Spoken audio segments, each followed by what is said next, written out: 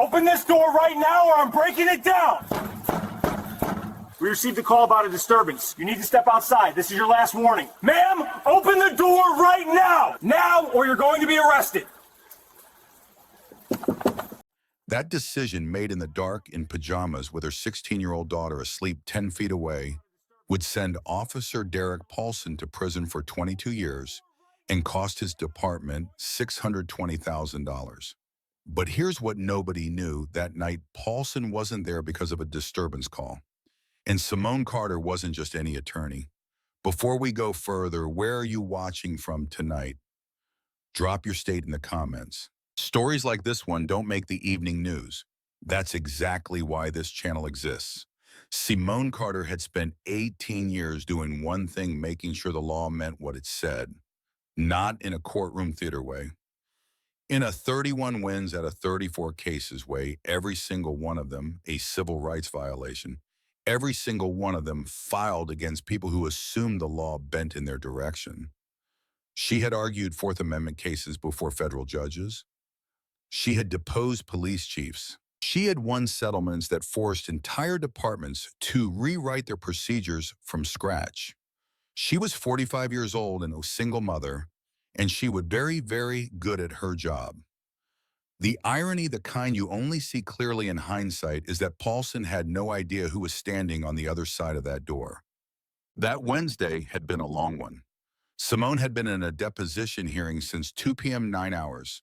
She got home at 11:20 p.m., took the elevator to the third floor, walked down a quiet hallway, and locked her door behind her.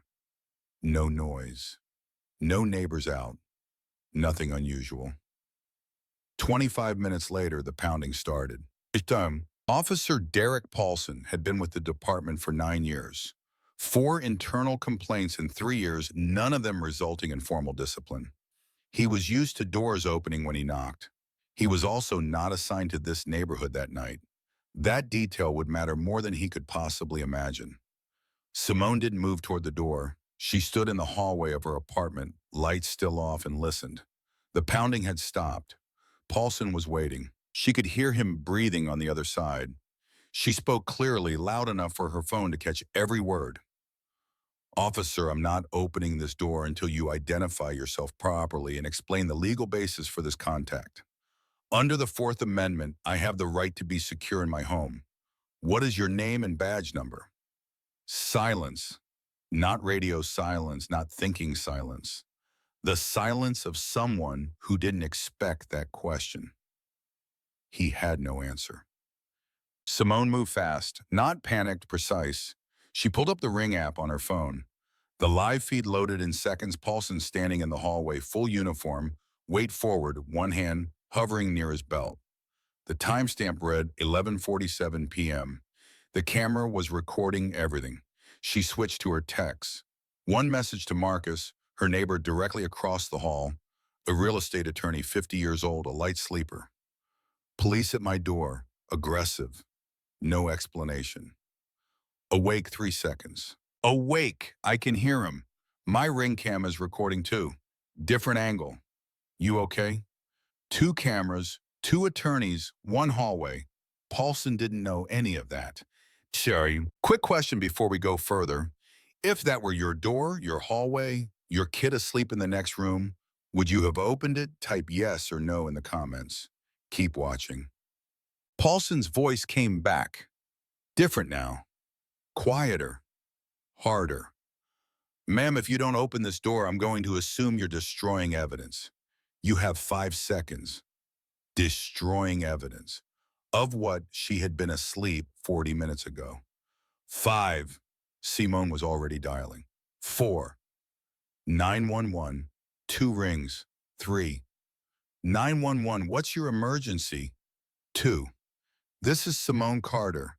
I'm at the Meridian Apartments 3rd floor apartment 312. There is a police officer at my door threatening to force entry. He claims there was a disturbance call. He has refused to give his badge number.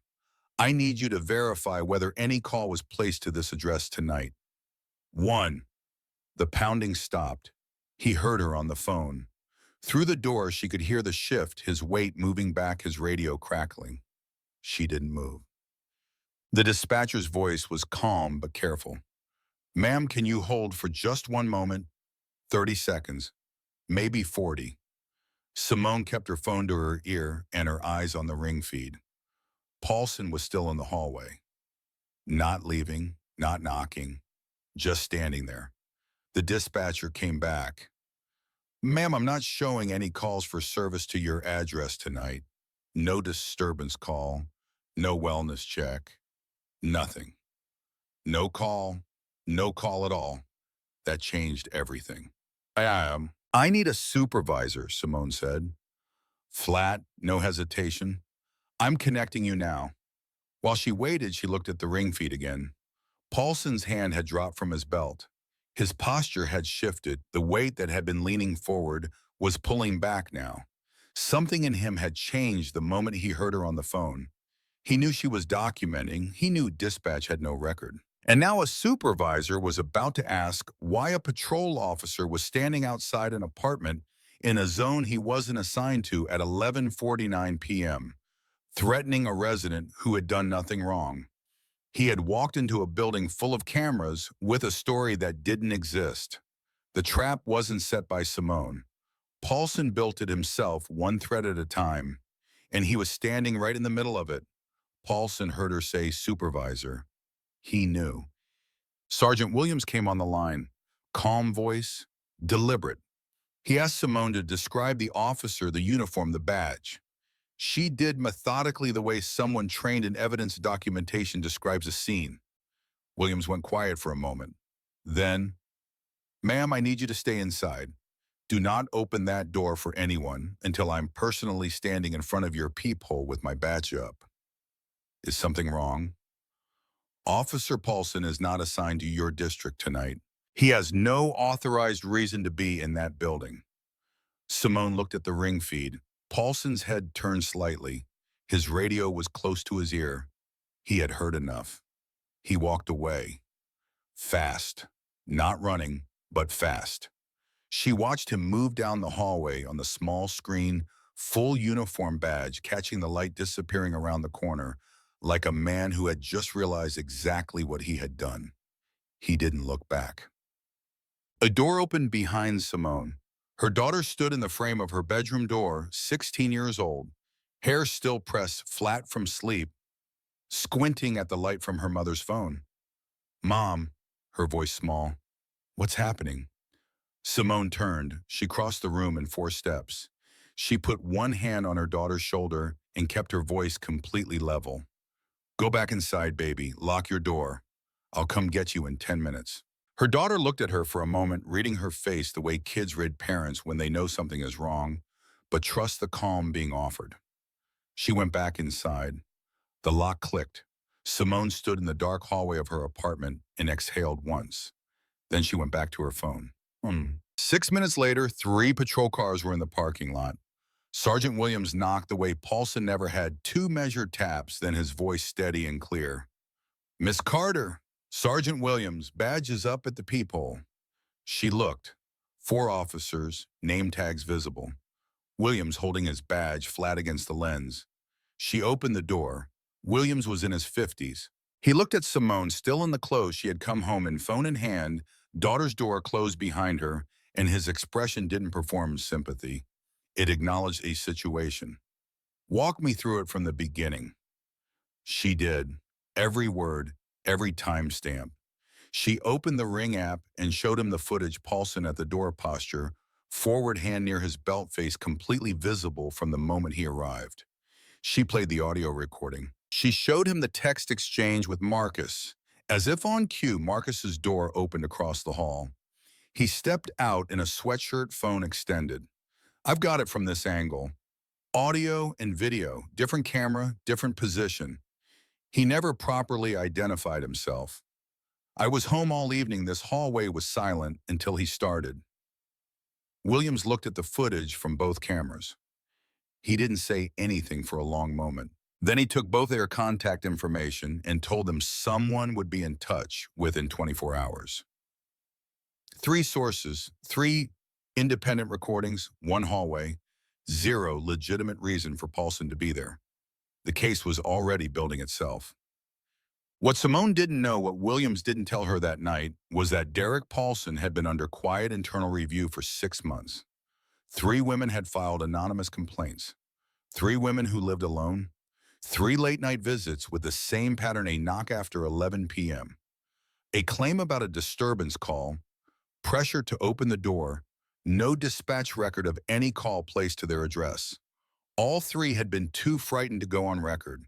Internal Affairs had the complaints. They had the pattern. They had a short list of names. They didn't have evidence. Not the kind that holds in court.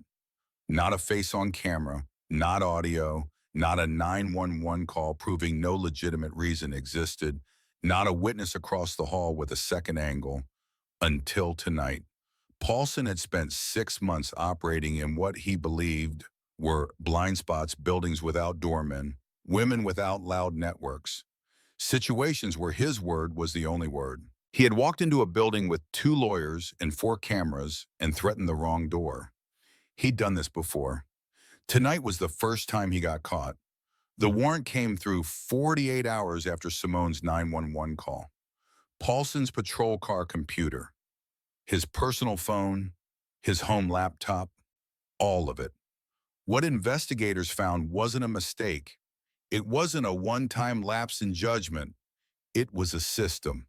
Damn. For at least 2 years, Paulson had been running searches in the department's law enforcement database. Not for active cases, not for suspects, for addresses. Specifically residential units with single female occupants. No roommates, no male names on the lease. Buildings without 24-hour doormen. Apartments on upper floors with limited foot traffic after 10 p.m. He had compiled a list. Investigators found records of visits to dozens of addresses, all off duty, all late at night, all logged under fabricated patrol notes that didn't match his assigned routes. 23 addresses in the first year, 31 in the second. He had been doing this longer than anyone realized. The database searches alone were enough to end his career. They were not enough to account for everything they found next. His phone contained photographs, women through windows, building entrances, handwritten notes about schedules, what time lights went off, which nights cars were absent from parking spots. He had treated the police database like a personal directory. He had treated the badge like a key. 2 of the 3 women who had filed anonymous complaints 6 months earlier called the department within 72 hours of Paulson's arrest becoming public. They had seen the news. They recognized the name. They agreed to make formal statements. Their accounts matched in every structural detail. The late-night knock, the disturbance claim, the pressure to open the door, the absence of any dispatch record. 2 of them had opened their doors. What happened next was in their statements. Paulson was arrested on a Monday morning and at his home. The charges: 3 counts of felony stalking, 2 counts of criminal trespass with intent, 2 counts of sexual assault in the 2nd degree, multiple counts of official misconduct, and unlawful use of a law enforcement database. He had 9 years on the force. He had 4 unresolved internal complaints. He had a list of 54 addresses on a device he carried in his own home. The trial lasted 11 days. The jury deliberated for 6 hours, guilty on all counts. The judge sentenced Derek Paulson to 22 years. No possibility of parole for the first 15. He was 39 years old. Simone filed the civil suit the same week the criminal verdict came in.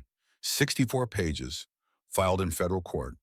The argument was not complicated. The department had received documented complaints about Paulson's pattern of behavior 6 months before he appeared at Simone's door. They had done 4 internal reviews. None resulted in formal discipline. None resulted in restricted database access. None resulted in supervised patrol. He had continued, uninterrupted. The city contested it. Their position: they had been investigating, they had followed procedure, they had acted in good faith. Simone's attorney pulled the internal review logs. She pulled the database access records, showing Paulson's searches had continued and increased during the 6 months he was supposedly under review.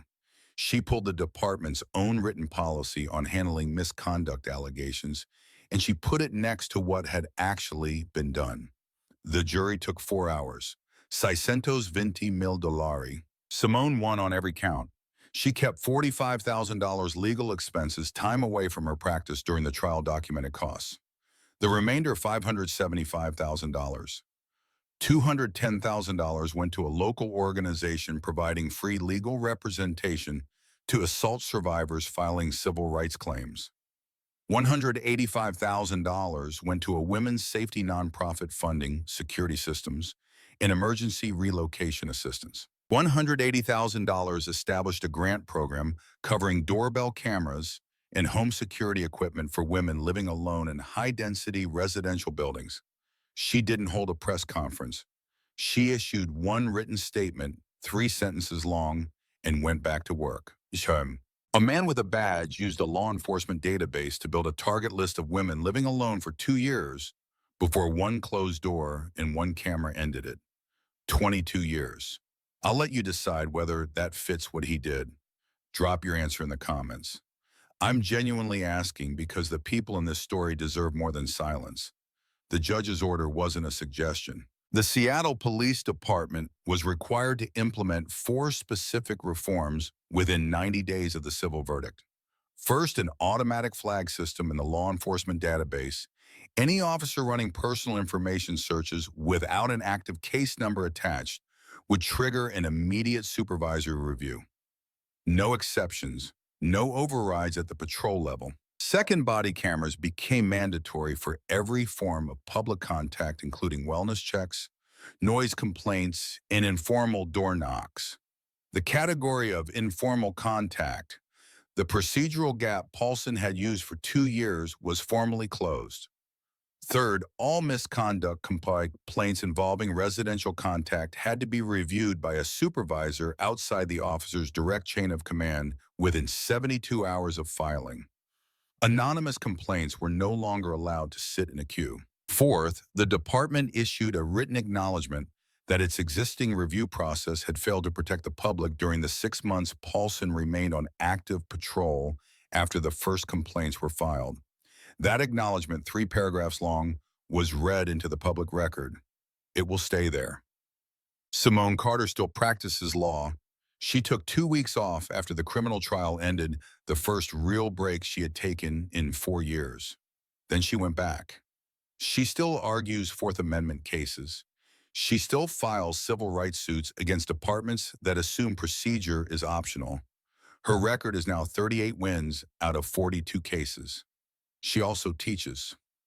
1 evening course per semester at the law school, documentation evidence chain, and constitutional protections during police contact. Not theory, application. She shows her students the ring cam footage from that night. She plays the audio recording. She walks them through every decision she made and why. She tells them the same thing at the end of every class: you don't have to be an attorney to protect yourself. You have to know what you're entitled to, and you have to document it. Her daughter turns 18 next spring. She has already been accepted to 2 universities. She is studying pre-law. She doesn't talk much about that night, but her mother noticed something after the trial ended. Her daughter started paying attention differently to news stories, to verdicts, to the language people use when they talk about rights they assume they have versus rights they can actually prove they have. That shift doesn't have a name, but it's real. And it will outlast everything else in this story. Marcus still lives across the hall.